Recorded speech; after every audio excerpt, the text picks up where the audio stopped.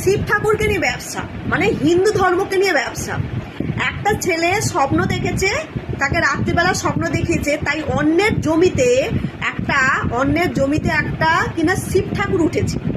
সেখানে কিছু মানুষ, এলাকার মানুষ এসে সেখানে দুধ ঢেলে যাচ্ছে, টাকা দিয়ে যাচ্ছে, 2-3 দিন ধরে চলছে এরকম, বুঝতে পারলেন? যার জমি তার তো মাথা খারাপ হয়ে যাচ্ছে। এবং আশেপাশের লোকজন, প্রচুর এলাকা থেকে লোক এসে টাকা পয়সা দুধ এইসব ঢেলেই যাচ্ছে। শেষমেশ কি উদ্ধার হলো? একটা পাথর পুঁতে রেখে ভণ্ডামি শুরু হয়েছিল। যেই ছেলেটা স্বপ্ন দেখেছিল সে এখন পালিয়েছে, বুঝতে পারলেন? তাহলে ভাবুন দেখি, শিব ঠাকুরকে নিয়ে কিরকম ব্যবসা শুরু করেছে। বলছি এই ব্যবসাটা শুধু হিন্দু ধর্মে হয় কেন? কিছু ভণ্ড পাবলিক থাকে, তারা পরিষ্কার জানে যে এই ধর্মকে নিয়ে সহজে ব্যবসা করা যায়। ভাবুন দেখি, ঋষি মনীষীরা যারা দিনের পর দিন, মানে রাতের পর রাত মানে তপস্যা করেও ভগবানের দেখাই পেল না, আর 2026-এ কলিযুগে এসে সব পাপীরা ভগবানের দেখা পেয়ে যাবে? হ্যাঁ, ভগবানের দেখা পেয়ে যাবে?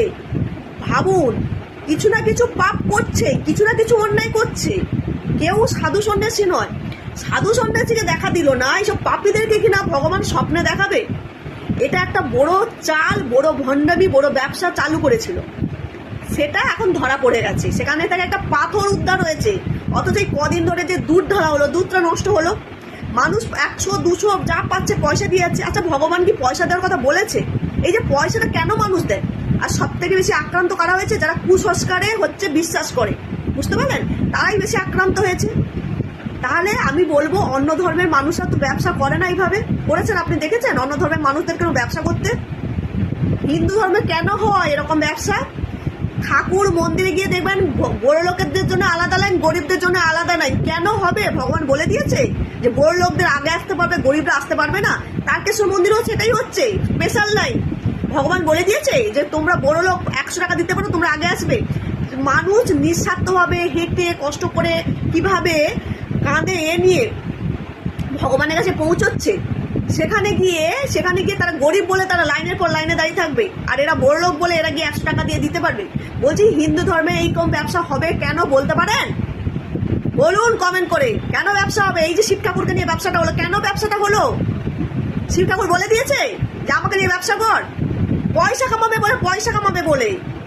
হিন্দু ধর্মে কিছু দেখবেন, কিছু হচ্ছে তোমার হচ্ছে কিছু চোর ডাকাত সাধু সন্ন্যাসী সেজে ঘুরে বেড়াচ্ছে। কারণ কি জানায়? মানুষকে সহজে টুপি পরিয়ে দেওয়া যায়। হ্যাঁ, সহজে টুপি পরিয়ে দিয়ে যায়, বিশ্বাস করবে সাধু সন্ন্যাসী ভেবে। ওই চুরি করি, ডাকাতি করি, রেপ করি, যাই করি কেন, সাধু সন্ন্যাসীর একটা বেশ করে দিলাম। এইভাবে মানুষকে মুরগি করছে। এটা বেশি হিন্দু ধর্মেই দেখতে পাবেন। কিছু কন্টেন্ট ক্রিয়েটারও জানে এটা, যে হিন্দু ও মুসলিম নিয়ে যদি বিভাজন শুরু করি, ধর্ম নিয়ে ব্যবসা করি, তাহলে কিন্তু আমরা পড়ে খেতে পারবো। তাই এদের কন্টেন্ট শুধু হিন্দু মুসলিম ছাড়া কিচ্ছু নেই, আর কিচ্ছু খুঁজে পাবেন না। কারণ সহজেই মানুষকে ধর্ম খাওয়ানো যায়, তাই মানুষ বিশ্বাস করে। আর কিছু বলার নেই। 2026-এ এসে এইসব নোংরামে শুরু হয়েছে, আর যে স্বপ্ন দেখেছে সে পালিয়েছে।